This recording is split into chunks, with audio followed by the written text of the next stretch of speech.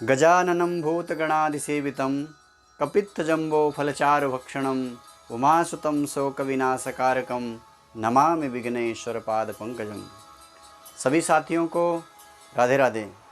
साथियों, एक बार एक नई चर्चा के साथ पुनः आपके बीच में हाजिर हूँ। आप सब कुशल होंगे। मित्रों, आज चर्चा करेंगे जो इस समय पावन पर्व चल रहा है गणेश जी के उत्सव का। कल भगवान गणेश का आगमन हुआ और कल सभी लोगों ने बड़े भाव और श्रद्धा के साथ में भगवान गणेश जी की स्थापना पूजन अपने अपने घरों में विधि के साथ में किया होगा। उसका वीडियो हमने पहले भेजा था, शायद आप लोगों को वीडियो भी अच्छा लगा है और आप लोगों ने उसके विधि के अनुसार भगवान गणेश का पूजन किया होगा।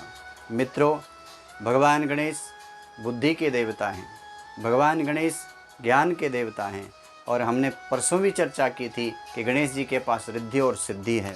भगवान गणेश अगर प्रसन्न हो जाएं तो बुद्धि देते हैं। भगवान गणेश अगर प्रसन्न हो जाते हैं तो सारे विघ्नों का जीवन में शमन कर देते हैं। और हर किसी के जीवन में कुछ न कुछ विघ्न जरूर है बंधुओं, लेकिन इन विघ्नों को दूर करने के लिए अगर गणराजा की आराधना की जाती है, गणेश जी की आराधना की जाती है तो वो सारे विघ्न दूर होते हैं। आइए हम जानते हैं भगवान गणेश हमें क्या क्या देते हैं और भगवान गणेश किन चीज़ों से बहुत जल्दी प्रसन्न होते हैं। मित्रों, एक बार मैं आपसे निवेदन करना चाहूँगा, यदि अभी तक मेरा चैनल आपने सब्सक्राइब नहीं किया तो मेरे चैनल को आप ज़रूर सब्सक्राइब कीजिए और वीडियो अंत तक ज़रूर देखना, क्योंकि इसके अंदर बहुत अच्छी बातें इस वीडियो में आएंगी। तो मित्रों, चलो चर्चा करें। सबसे पहले भगवान गणेश ज्ञान के देवता हैं। भगवान गणेश को सिंदूर बहुत प्रिय है। भगवान गणेश को दुर्वा बहुत प्रिय है। धूप चढ़ाई जाती भगवान गणेश को। और भगवान गणेश को एक चीज़ और, मोदक बड़ा प्रिय है, लड्डू। क्यों प्रिय है? सबसे पहले चर्चा करेंगे दुर्वा।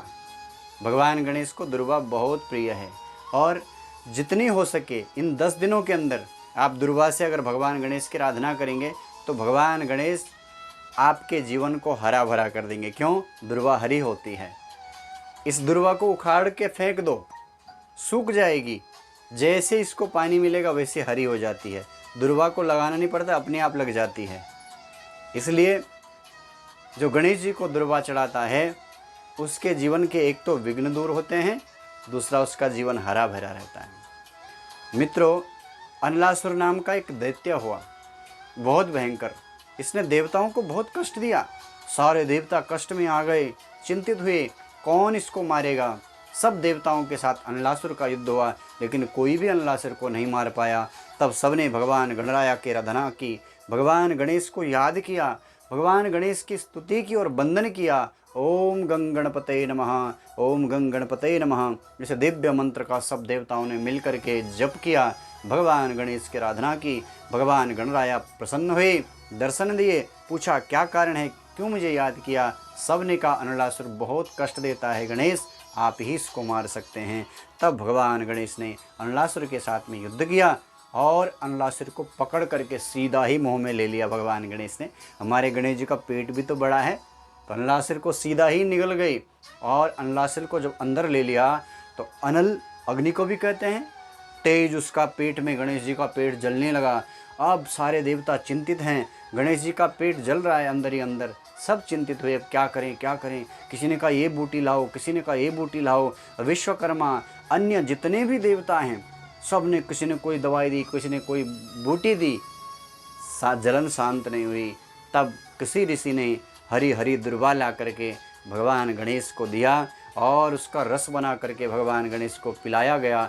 जैसे ही वो रस पिया भगवान गणेश ने, वैसी वो जलन शांत हो गई।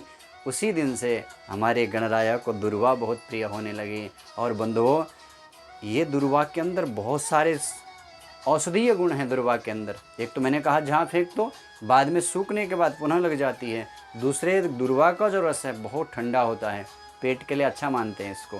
पर ऐसे मत ले लेना, किसी जानकार से पूछें इसकी विधि क्या है और किस तरह से इसको लिया जाए। दूसरा, सिंदूर बहुत प्रिय है हमारे गणराया को। बंधुओं, सिंदूर हनुमान जी को भी प्रिय है और गणेश जी को भी प्रिय है। सिंदूर सौभाग्य का प्रतीक होता है। हमारी बहनें माताएं सिंदूर धारण करती हैं, इससे सौभाग्य की वृद्धि होती है। और भगवान गणेश को सिंदूर बहुत प्रिय है। कहीं मैंने कथा सुनी, एक सिंदूर नाम का एक दैत्य भी हुआ, भगवान गणेश ने उसका उद्धार किया और उसके रक्त को अपने बदन में लगा लिया था, ऐसी मैंने कथा सुनी है। तो ये भी एक कथा है। पर आनने तब सिंदूरम, शिव पुराण के अंदर एक श्लोक आता है कि भगवान गणराया का जो मस्तक है, सर है, वो हाथी का है। तो जिस समय सर काटा गया उस समय कुछ रक्त भी लगा हुआ था, और वैसे ही गणेश जी को जोड़ा गया। तो माँ ने देखा, भगवती ने, बड़े अच्छे लग रहे हैं लाल लाल हमारे गणराया। तो कहा कि आज के बाद जो भी भगवान गणेश को सिंदूर चढ़ाएगा उसके जीवन में सौभाग्य की वृद्धि होगी, उसके जीवन में सुखों में वृद्धि होगी। इसलिए हमारे गणराया को सिंदूर भी बहुत प्रिय है। इसलिए बंधुओं, इन 11-10 दिनों में एक तो दुर्वा जरूर चढ़ाइए, दूसरा सिंदूर भगवान गणेश को जरूर चढ़ाइए, और तीसरा है मोदक, लड्डू।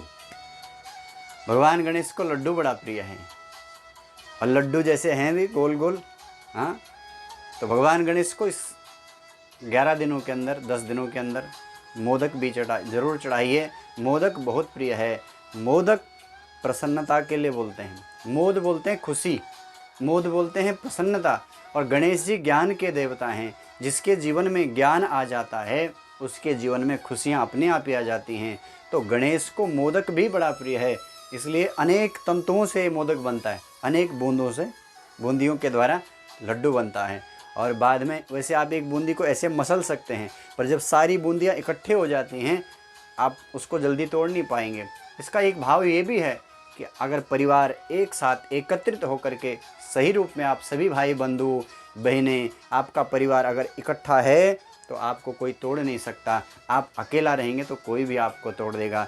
इसलिए बंधुओं, एक तो मीठा होता है लड्डू, और लड्डू खाते हैं तो पेट भी खूब, खुशी का भी प्रतीक है, आनंद का भी प्रतीक है। इसलिए भगवान गणेश को आप भी ज़रूर इन 10 दिनों के अंदर मोदक चढ़ाइए, दुर्वा चढ़ाइए और सिंदूर चढ़ाइए।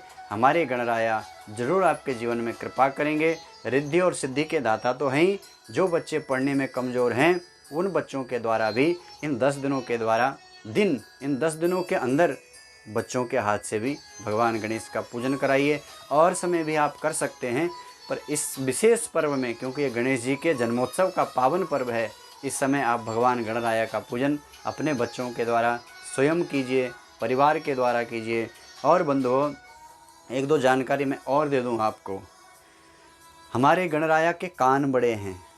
एक तो सामान्य बात है, हाथी के कान बड़े होते हैं, लेकिन इसका भाव ये है कि भैया जो गणेश जी का वंदन करता है, पूजन करता है, आराधना करता है, उसको गणेश जी से ये शिक्षा लेनी चाहिए।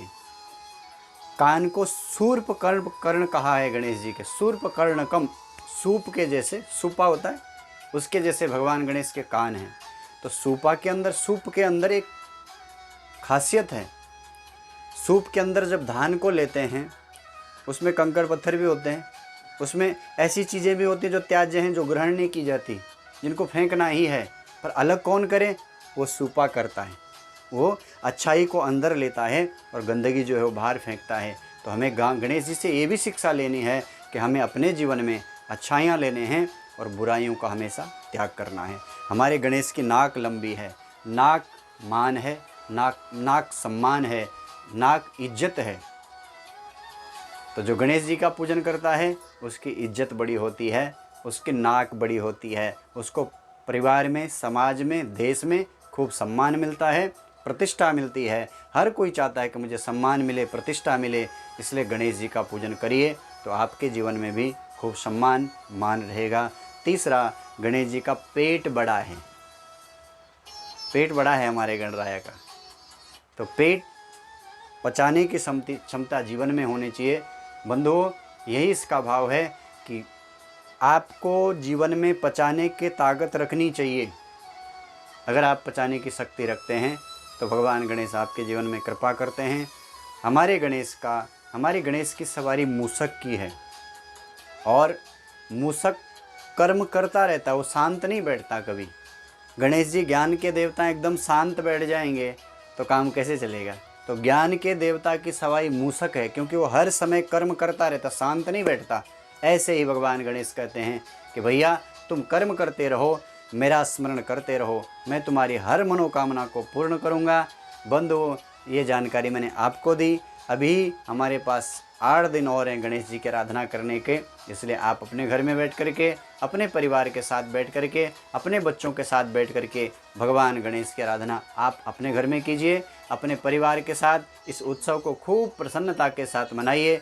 भगवान गणेश आप सबके जीवन में खूब प्रसन्नता देंगे, खुशी देंगे, आपके जीवन के सब विघ्न दूर होंगे। ऐसे में भगवान गणेश से प्रार्थना करूँगा। मित्रों, पुनः बहुत जल्दी मैं एक वीडियो के साथ आप सबके बीच में मिलूँ। उससे पहले मैं आपसे निवेदन करूं कि आप ज़रूर मेरे इस वीडियो को अगर अच्छा लगे शेयर कीजिए, अपने मित्रों के साथ साझा कीजिए। और अभी तक अगर आपने मेरा YouTube चैनल सब्सक्राइब नहीं किया तो मेरे YouTube चैनल को सब्सक्राइब ज़रूर करना। पुनः आपके बीच में बहुत जल्दी आऊँगा। तब तक के लिए आप सबको जय श्री गणेश।